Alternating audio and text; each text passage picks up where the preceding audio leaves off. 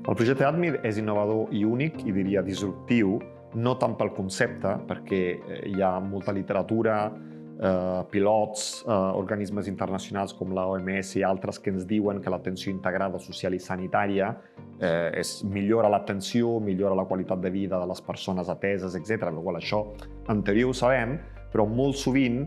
més enllà de la teoria, costa molt arribar a experiències implementades i sostenibles i que realment funcionin en el dia a dia. Llavors, el projecte ADMIT és disruptiu perquè pretén implementar, no només fer recerca fent un pilot i després quan el pilot s'acaba no queda res en el lloc.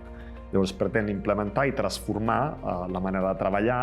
perquè realment hi hagi aquesta coordinació, aquesta integració i doni resposta a les necessitats complexes de les persones.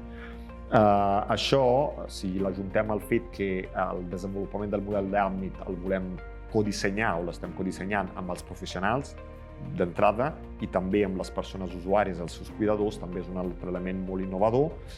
com també el fet de recuperar la centralitat dels cuidadors, posar-los en valors i integrar-los dins de la xarxa d'atenció.